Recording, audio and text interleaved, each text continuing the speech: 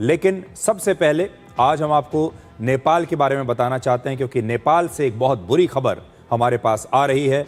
नेपाल में और तिब्बत में आज फ्लैश फ्लड आया है और इस फ्लैश फ्लड की वजह से वहां पर क्या बड़ी बड़ी इमारतें, क्या पुल, सड़कें, लोगों के मकान, गाड़ियां, सब कुछ इस पानी में बह गया। सबसे पहले आपको तस्वीरें दिखाते हैं।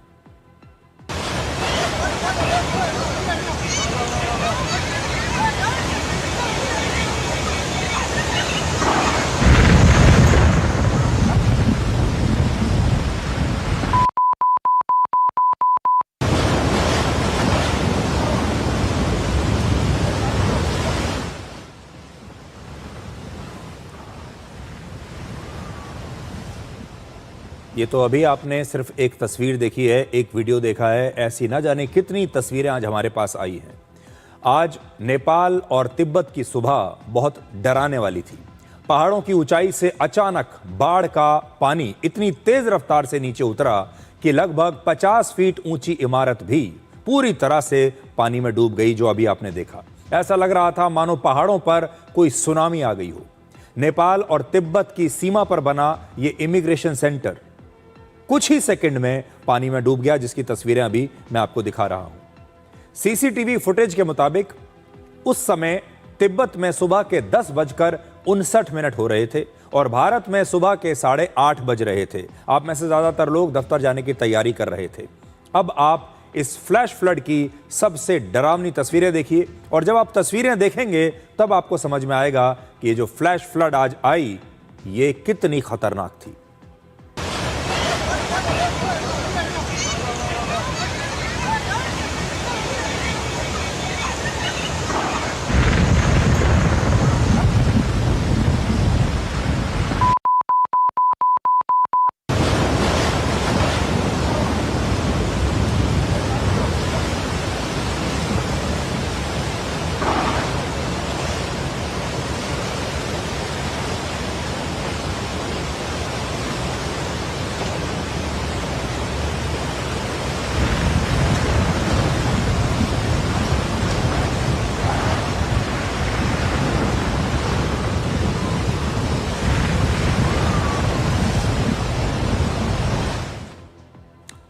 अब आप नेपाल और तिब्बत की सीमा से आया ये दूसरा वीडियो देखिए। इस वीडियो में बहुत सारे लोग इस फ्लैश फ्लड से अपनी जान बचाकर भागने की कोशिश कर रहे हैं। ये देखिए, दीवार के साथ साथ लोग भाग रहे हैं, लेकिन तेज रफ्तार से पानी और मलबा वहां पर आया और इसने इस इमारत को तोड़ दिया, नष्ट कर दिया और कई लोगों को अपने साथ बहा कर ले गया। यहां तक कि जो बसें यहां पर खड़ी हुई थी, गाड़ियां यहां पर खड़ी हुई थी, वो भी किसी खिलौने की तरह पानी में बह गई।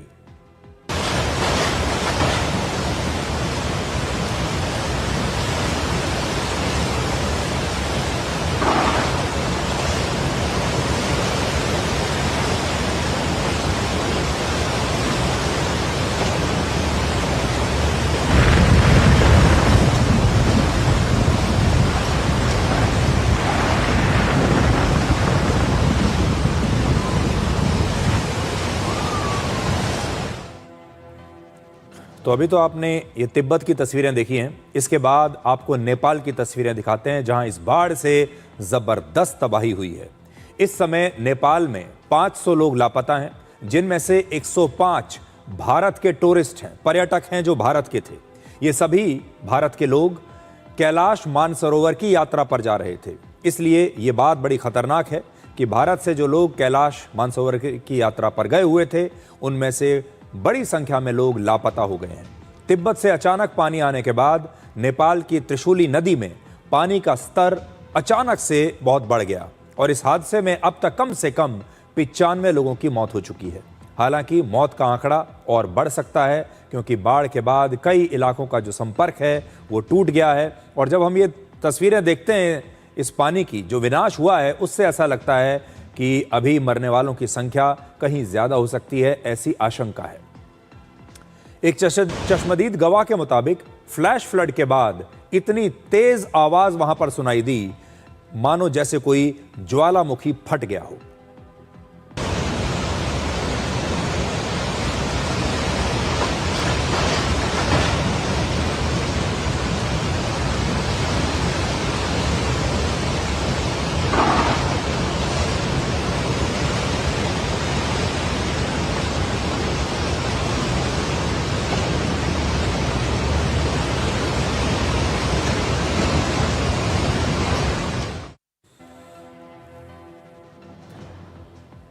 अब आपको नेपाल के एक शहर की तस्वीरें दिखाते हैं। इस शहर का नाम है रसुआ। इस शहर में सिर्फ 1.5 मिनट में ये पूरा की पूरा शहर बाढ़ के पानी में डूब गया। यहां नदी में आई बाढ़ ने ऐसी तबाही मचाई कि लोगों के घर, दुकानें और गाड़ियां सब कुछ इस पानी में बह गया।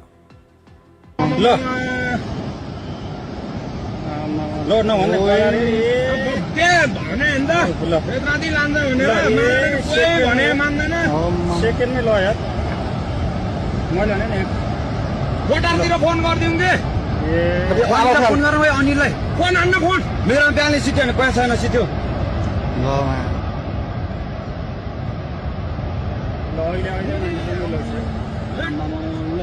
अहिले तुरन्तै माथि उठ्ले यार यो त कति मान्छे ल यार कति मान्छे मर्यो होला है कति कति अब त मान्छे घर चुगाएर बसेर नि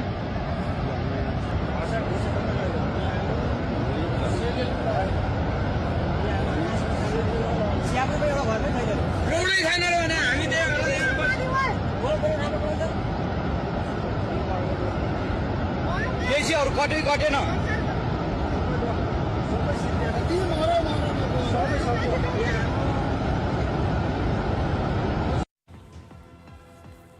अब आप वो तस्वीर देखिए जब बाढ़ का पानी नेपाल के एक शहर में दाखिल हुआ और ठीक उसी समय वहां सड़क पर एक स्कूल बस मौजूद थी जिसमें स्कूली बच्चे थे।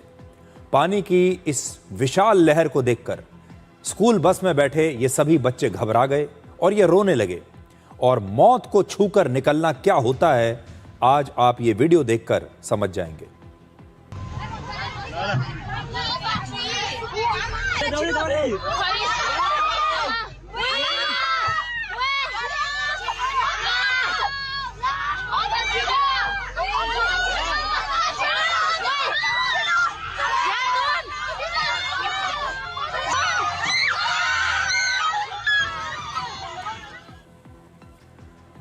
नेपाल की राजधानी काठमांडू से लगभग 80 किलोमीटर दूर त्रिशूली बाजार के इलाके में कई मंजिला इमारतें पानी में डूब गईं। पहाड़ से बारिश का पानी और मलबा बहुत तेज रफ्तार से नीचे आया जिसने वहां मौजूद इस पुल को तोड़ दिया और इस पूरे इलाके को बर्बाद कर दिया। अभी आप जब ये तस्वीरें देखेंगे तो आपको समझ में आएगा प्रकृति जब नाराज होकर अपनी ताकत दिखाती है तो इंसान की बनाई हर चीज उसके सामने बहुत छोटी पड़ जाती है। पुरै लाइफ लाइफ यो चाहिँ है गाइस यस्तो लाइफ छ ओहो पुरा ड्याम फुटेर आयो पुरा चाइनाको ड्याम फुटेर आएर छ आमामामामामा ल यहाँ हामी अब ओहो यो पुरै ड्याम फुटेर आएको यो घर गयो ल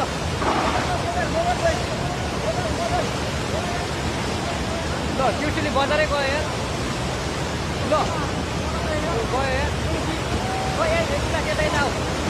यता आऊ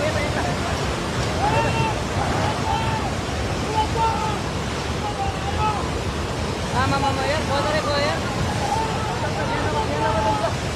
अलिक टाढा बसौँ टाढा नेपाल का एक जिला है जिसे कहते हैं धादिङ जिला। यहां पर फ्लैश फ्लड ने एक पुल को बहा दिया। बाढ़ के पानी की वजह से त्रिशूली नदी में भारी मात्रा में पानी और मलबा बह रहा था और प्रकृति की जबरदस्त ताकत के सामने चाहे कोई भी मजबूत से मजबूत पुल भी क्यों ना खड़ा हो वो ज्यादा देर तक टिक नहीं पाया और कुछ ही समय में ये पुल जो है इस पानी की ताकत के सामने बेबस हो गया और पानी ने उसे नष्ट कर दिया।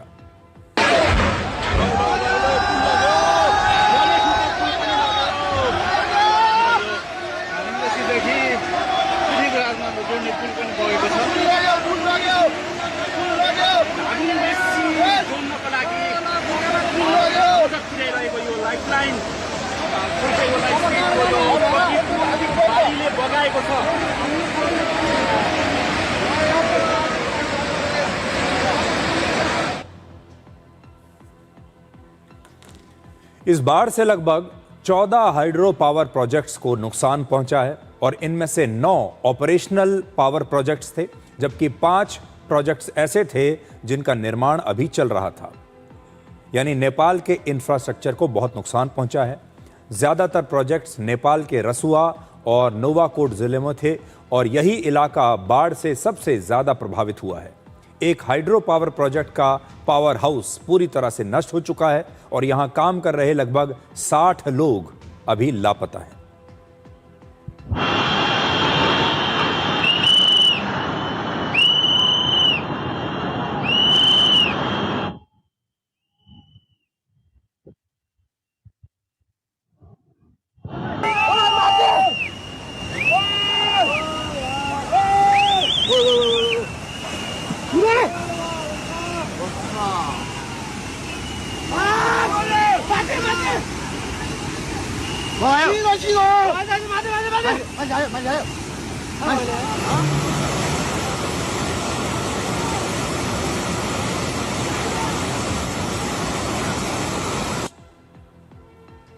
तो बाढ़ के जो पानी है ये अपने रास्ते में आने वाली हर चीज को बहा कर ले जा रहा है और उसे बर्बाद कर रहा है। बड़े बड़े घर, गाड़ियां भी किसी तिनके की तरह पानी के तेज बहाव में बहने लगी।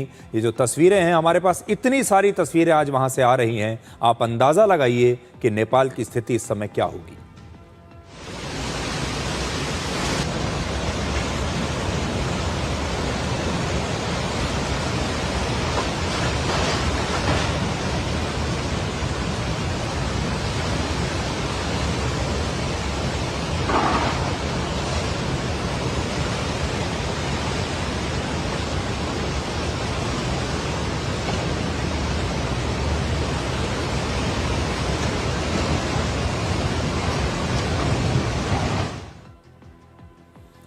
अब आपको इस फ्लैश फ्लड का एक एरियल व्यू दिखाते हैं जो एक हेलीकॉप्टर से लिया गया है और तब आपको समझ में आएगा कि ये जो बाढ़ थी ये कितनी विनाशकारी थी।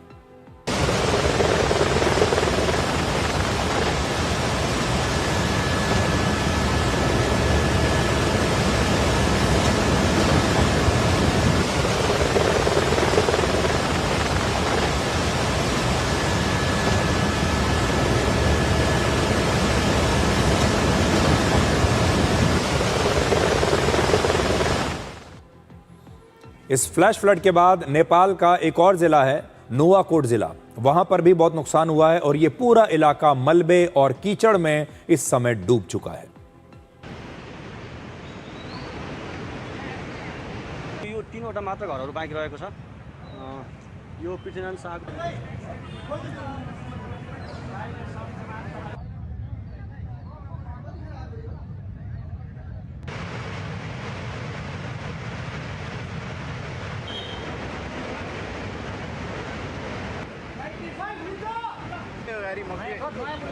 नयाँ पुल पाकिरहन्छ र सबैले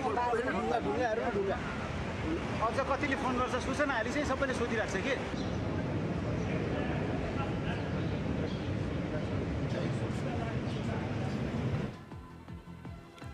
इस समय बाढ़ से प्रभावित इलाकों में लोगों की जान बचाने के लिए नेपाल की सेना रेस्क्यू ऑपरेशन चला रही है और पूरी कोशिश की जा रही है कि जो लोग फंस गए हैं उनकी जान बचाई जा सके, उन्हें जल्दी से जल्दी अस्पताल पहुंचाया जा सके।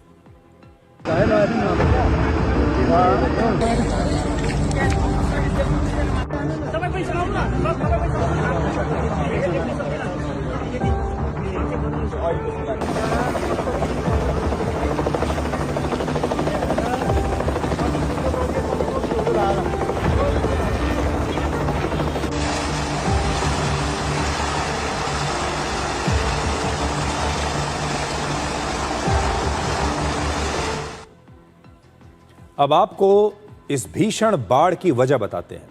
आज सुबह 8:22 पर नेपाल और तिब्बत की सीमा पर एक भूकंप आया। इस भूकंप के बाद पहाड़ों से चट्टानों और बर्फ का एक बहुत बड़ा हिस्सा टूटकर नीचे गिर गया।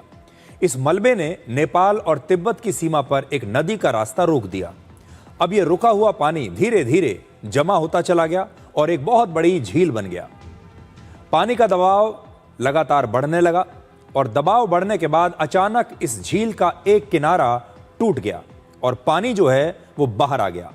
भूकंप के सिर्फ 6 मिनट के बाद भारी मात्रा में पानी के साथ साथ बर्फ, चट्टानें, मलबा, पेड़ पौधे तेज रफ्तार से नीचे आने लगे और यही पानी बाद में नदियों के रास्ते नेपाल तक पहुंच गया। नेपाल के सामने इस समय सबसे बड़ी चिंता जो है वो ये है कि इस बाढ़ के बाद एक और बाढ़ आने की आशंका है। एक्सपर्ट्स के मुताबिक नेपाल और तिब्बत की सीमा पर नदी के ऊपरी हिस्से में अभी भी मलबे की वजह से नदी का काफी सारा पानी रुका हुआ है। वहां बहुत ज्यादा पानी इकट्ठा हो चुका है और एक झील जैसी चीज जो है वहां पर बनकर तैयार हो रही है। अगर इस झील का किनारा भी अचानक से कभी टूट गया तो पानी और मलबे की एक बहुत बड़ी लहर इस पहाड़ से नीचे की तरफ आ सकती है और एक बार फिर से ऐसी ही बाढ़ आएगी। यानी खतरा अभी टला नहीं है, अब भी बड़ी संख्या में जो पानी है वो ऊपर जमा है और वो पानी अगर नीचे आ गया तो फिर ऐसी ही बाढ़ देखने को मिल सकती है। नेपाल में पहली बाढ़ से ही इतना नुकसान हो गया है कि अब दूसरी बाढ़ का खतरा भी वहां पर मंडरा रहा है, इसलिए लोगों के बीच आशंका है, लोग डरे हुए हैं। अब आप नेपाल और तिब्बत की सीमा पर बाढ़ के पहले और बाढ़ के बाद की कुछ सैटेलाइट तस्वीरें देखिए। पहली तस्वीर 23 अगस्त की है और दूसरी तस्वीर आज की है, वो बाढ़ की तबाही के बाद की है। इन तस्वीरों से आपको बिल्कुल साफ हो जाएगा कि कैसे इस बाढ़ के बाद ये पूरा की पूरा इलाका बर्बाद हो चुका है। ये देखिए 23 अगस्त की तस्वीर देखिए और अब 26 अगस्त यानी आज की तस्वीर देखिए।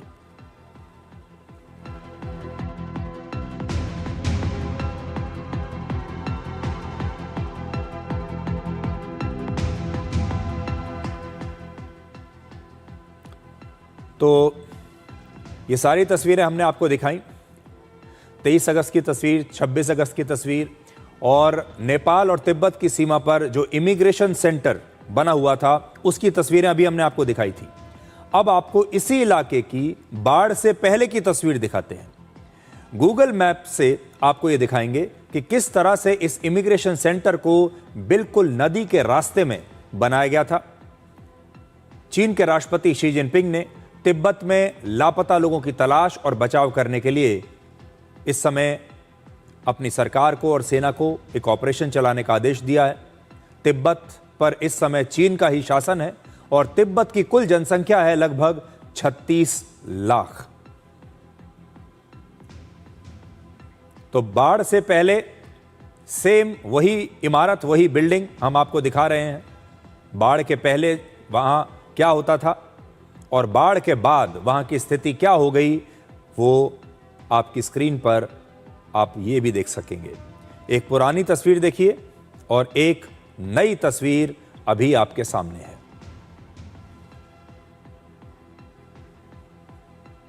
ये गूगल मैप्स के जरिए भी हमने इस बिल्डिंग की कुछ तस्वीरें आपके लिए निकाली हैं। ये बिल्डिंग इस बाढ़ से पहले कैसी दिखती थी। ये पूरा जो कॉम्प्लेक्स है ये इमिग्रेशन सेंटर है जो तिब्बत और नेपाल की सीमा पर बना हुआ है, बॉर्डर पर बना हुआ है। ये कैसा दिखता था ये गूगल मैप्स के जरिए हम आपको दिखाने की कोशिश कर रहे हैं, लेकिन अब ये पूरा कॉम्प्लेक्स नष्ट हो चुका है।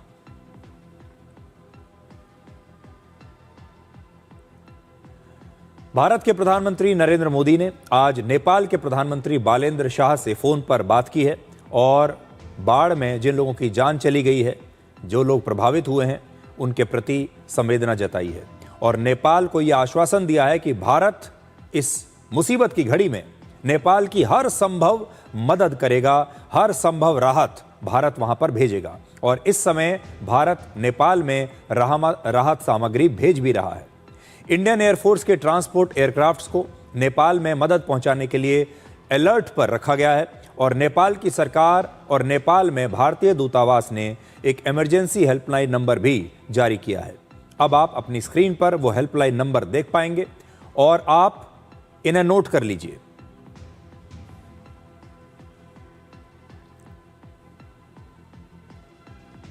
अगर आपका कोई जानने वाला, आपका दोस्त, आपके परिवार का सदस्य या आपका कोई रिश्तेदार नेपाल में है या नेपाल गया हुआ है पर्यटन के लिए, कैलाश मानसरोवर की यात्रा पर गया हुआ है, तो ये नंबर हैं जहां से आप वहां से इन नंबरों पर लेटेस्ट जानकारी ले सकते हैं।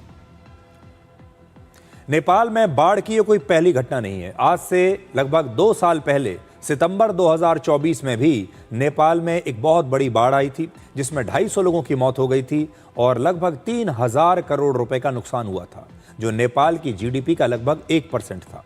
नेपाल की जनसंख्या लगभग 3 करोड़ है और इस बाढ़ का असर नेपाल के कम से कम 50,000 लोगों पर पड़ा है। और अब नेपाल में लोगों की नजर अपने नए प्रधानमंत्री बालेन्द्र शाह पर है। ये जो चुनौती नई आई है, ये बालेन्द्र शाह की अग्नि परीक्षा की तरह है। बालेन्द्र शाह को प्रधानमंत्री बने हुए अभी सिर्फ 5 महीने हुए हैं। उनकी उम्र सिर्फ 36 साल है।